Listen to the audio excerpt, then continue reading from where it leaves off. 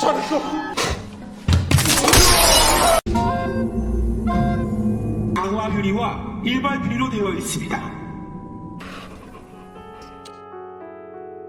Halo guys, di video kali ini kita akan membahas part terakhir drama Korea Squid Game.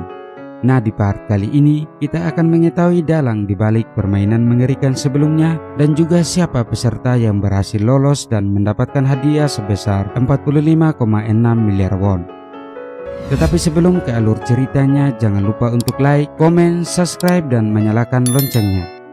Tanpa berlama-lama lagi, langsung saja kita gaskan ke alur ceritanya.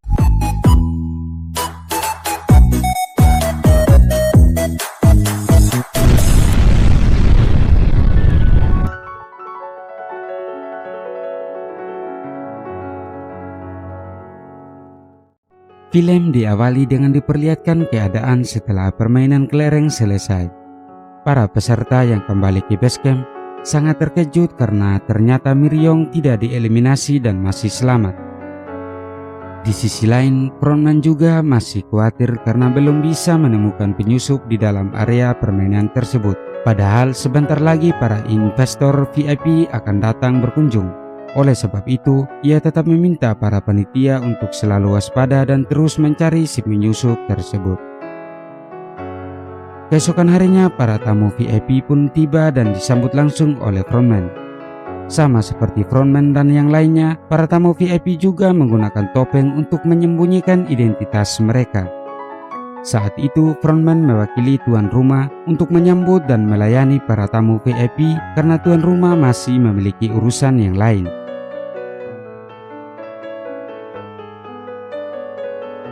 Para tamu VIP inilah yang menginvestasikan uang mereka sebagai taruhan dalam permainan-permainan sebelumnya. Sekarang mereka berkunjung untuk menyaksikan secara langsung para pemain di sana. Setelah itu, Junho yang masih bersembunyi memutuskan untuk merampas kostum lainnya agar ia bisa lebih dekat dengan tamu VIP sekaligus mengambil beberapa video sebagai bukti. Tak lama kemudian, permainan kelima pun siap dimainkan. Sebelum memulai permainan, para peserta pun diminta untuk memilih rompi yang bertuliskan nomor 1 sampai 16. Pemilihan rompi itu akan menentukan nasib mereka pada permainan kali ini. Para peserta yang ketakutan segera mengambil nomor-nomor tengah karena merasa nomor itu pasti aman. Sampailah saat giliran Gi-hun, nomor yang tersisa adalah nomor 1 dan 16. Awalnya Gi-hun ingin mengambil nomor 1. Namun peserta lain memohon kepadanya karena ia terlalu takut untuk menjadi peserta terakhir. Alhasil, Gi-hun pun mengalah dan membiarkan peserta itu untuk mengambil nomor pertama. Setelah pemilihan nomor, mereka pun dihadapkan kepada sebuah jembatan kaca. Dalam waktu 15 menit, setiap pemain harus melewati jembatan kaca tersebut sesuai dengan urutan mereka. Nah, jembatan kaca itu terbuat dari dua jenis kaca yang berbeda. Itu artinya jika salah melangkah maka mereka akan langsung jatuh dan tewas. Menjadi pemain awal adalah tugas yang paling berat karena jika mereka salah melangkah maka pemain di belakang mereka bisa aman karena memilih kaca yang benar. Namun menjadi pemain terakhir juga tidak mudah karena ia harus berpacu dengan waktu yang terus berjalan. Singkat cerita, permainan kelima pun dimulai. Satu persatu pemain pun mulai memberanikan diri untuk melompati jembatan kaca tersebut. Tak sedikit dari mereka gagal memilih kaca yang benar dan jatuh begitu saja. Dengan waktu yang terus berjalan, para pemain pun menjadi tidak sabar dan memutuskan untuk mendorong pemain di depan mereka.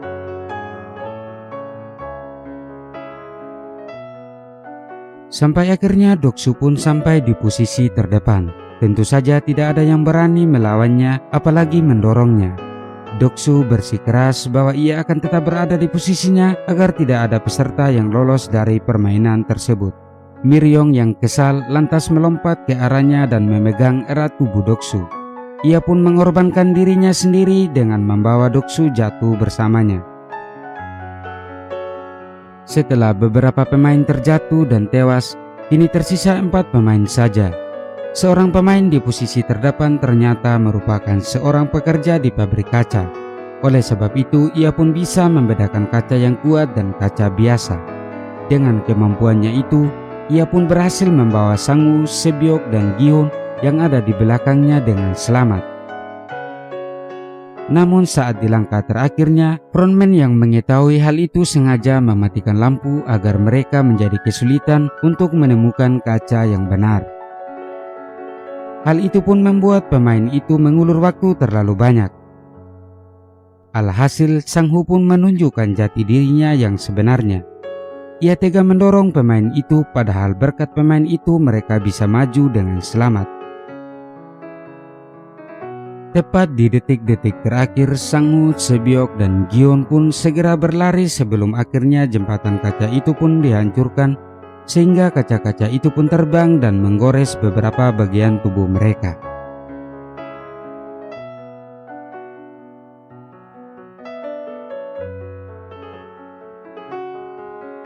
Dari ruangan yang berbeda, para tamu VIP sepertinya cukup puas dengan hasil permainan kali ini. Junho yang berada di dalam sana masih sibuk melayani mereka. Kemudian seorang tamu VIP sepertinya tertarik kepada Junho dan menyuruhnya untuk duduk di dekatnya. Setelah itu tamu VIP itu pun membawa Junho ke ruangan lain. Junho yang merasa direndahkan akhirnya marah dan menodongkan pistolnya kepada tamu VIP tersebut. Junho kemudian meminta tamu VIP itu untuk memberikan informasi apapun tentang tempat permainan tersebut. Nah, hal itu kemudian direkam oleh Junho untuk dijadikan sebagai bukti nantinya. Setelah mendapatkan rekamannya, Junho pun menghajar tamu itu hingga pingsan dan kabur dari area permainan itu dengan alat selam yang ada di sana. Frontman pun mengerahkan beberapa anak buahnya untuk ikut mencari Junho. Tak lama kemudian Junho pun sampai di pulau di seberang. Ia ingin menghubungi ketua polisi untuk meminta bantuan sekaligus mengirimkan bukti-bukti yang ada di handphonenya. Namun karena di sana tak bisa mendapatkan sinyal, ia pun memutuskan untuk mendaki ke tempat yang lebih tinggi. Tak lama kemudian frontman dan anak buahnya juga sampai di sana. Mereka segera menyusuri pulau itu dan menangkap Junho. Sayangnya sebelum ia bisa mengirim bukti dan mendapatkan bantuan, Junho pun tertangkap oleh frontman dan anak buahnya. Tak disangka guys, sosok pria di balik topeng frontman ternyata adalah kakaknya sendiri yang selama ini ia cari.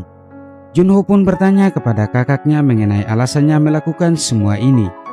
Namun sebelum sempat mendapatkan jawaban, Junho pun ditembak oleh kakaknya sendiri dan terjatuh ke dalam laut.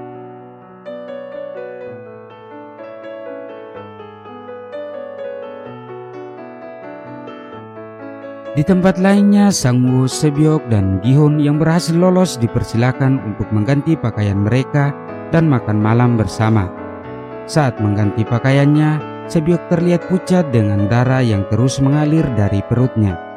Rupanya pecahan kaca besar dari permainan tersebut telah menancap tepat di perut kirinya. Ia pun merobek seragamnya dan menutupi lukanya itu dengan seragam tersebut. Tak lama kemudian Gi-hun dan yang lainnya pun dihidangkan makanan lezat untuk pertama kalinya. Di sana Gi-hun dan Sang-woo melahap makanan mereka sampai habis. Sementara Se-byok yang masih kesakitan bahkan tak mampu memotong dagingnya sendiri. Setelah makan malam itu, masing-masing dari mereka pun dibekali pisau kecil. Gi-hun terlihat masih marah pada Sang-woo karena tega membunuh pemain sebelumnya. Ia pun berniat untuk membunuh Sang-woo dengan pisaunya dan memenangkan permainan itu dengan Se-byok.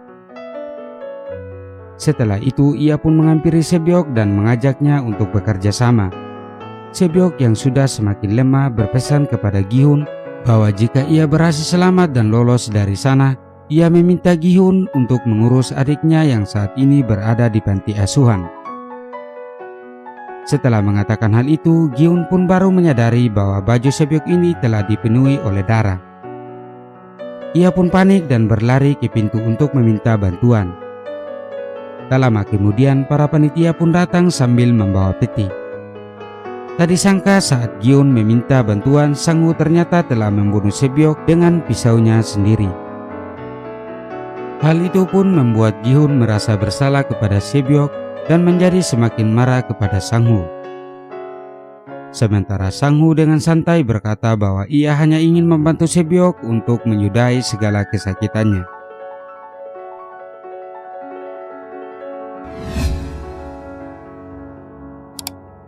Keesokan harinya permainan terakhir pun tiba. Dua orang yang masih tersisa yaitu Gi-hun dan Sang-woo akan memainkan permainan yang disebut dengan Squid Game. Kebetulan permainan itu adalah permainan masa kecil mereka. Mereka kemudian mendapatkan peran yang berbeda. Gi-hun sebagai penyerang dan Sang-woo sebagai orang yang bertahan. Seperti biasanya dari ruangan lain, para tamu VIP dipersilakan untuk menonton permainan terakhir dan menjadi saksi siapa yang akan keluar sebagai pemenang. Gi-hun dan Sang-woo sama-sama membawa pisau yang kemudian mereka gunakan untuk saling menyerang. Dengan diiringi hujan, keduanya pun mulai bertarung satu sama lain. Pada satu kesempatan, Sang-woo berhasil merebut pisau dan menusuk tubuh Gi-hun beberapa kali. Namun Gi-hun tak menyerah, ia terus bangkit dan terus melawan. Usaha Gi-hun itu pun berhasil membuat Sang-woo tak berdaya. Dengan pisau yang tertancap di tangannya, Gi-hun pun mendekati tubuh Sang-woo dan berniat menikamnya.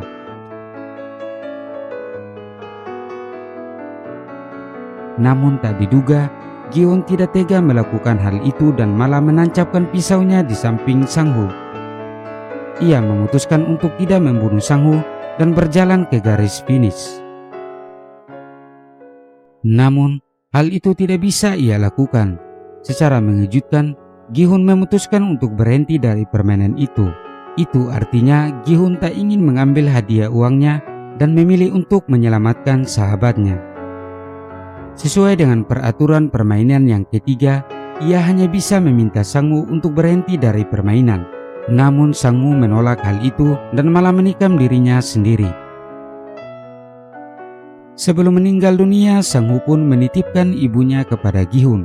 Dengan begitu, mau tidak mau Gi-hun pun langsung dinyatakan sebagai pemenang. Setelah semua perjuangannya itu, Gi-hun pun dikembalikan ke tempat asalnya lengkap dengan kartu kredit yang berisi 45,6 miliar won. Dengan semua uang itu, Gi-hun sama sekali tidak bahagia. Ia malah merasa sedih dan frustrasi atas ratusan orang termasuk sahabatnya. Bahkan saat melihat ibu Sang-woo, Gi-hun pun tak sanggup menatap matanya. Seperti pepatah terdahulu, sudah jatuh tertimpa tangga pula. Di dalam rumahnya, Gi-hun hanya bisa menangis menatap jasad ibunya yang sudah tewas.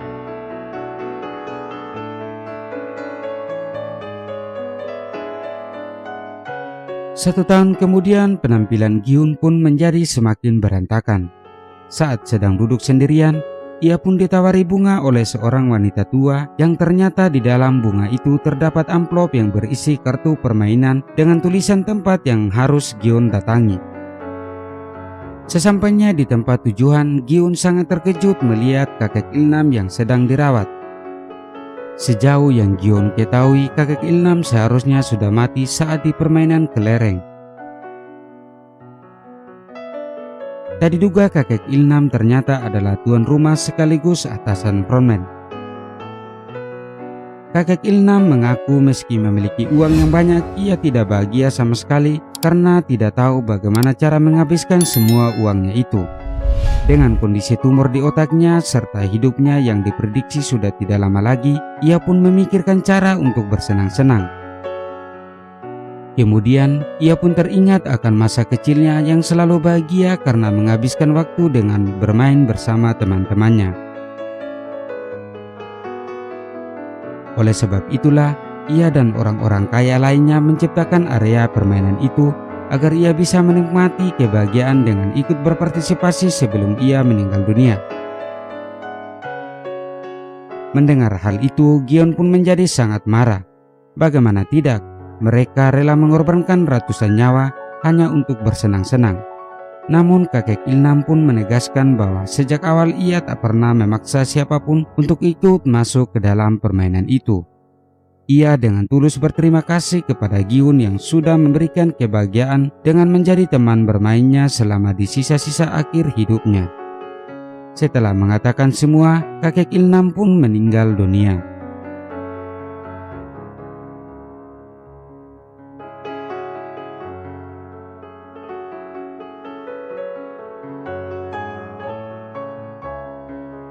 Keesokan harinya, Gi-hun pun memulai kehidupan barunya dengan damai. Ia pun menjemput adik Sebyok di panti asuhan dan menitipkan anak itu kepada ibu Sang-ho. Tak lupa ia juga meninggalkan 1 koper uang untuk mereka sebagai pelunasan janjinya kepada Sebyok dan Sang-ho.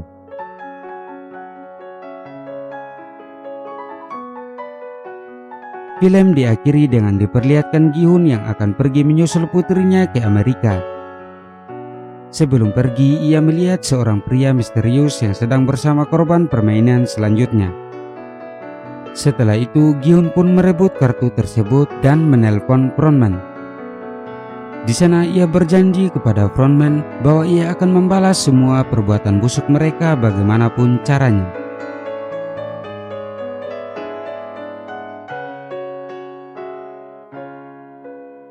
Dan sampai di sini, film pun selesai. Jadi itu dia guys, akhir dari drama Squid Game. Semoga bisa menjadi pembelajaran untuk kita semua. Pembelajaran hidup yang mengajarkan kita bagaimana untuk bisa bertahan dalam melawan kekejaman hidup di dunia ini. Terima kasih banyak bagi yang sudah menonton. Sampai jumpa guys, bye-bye.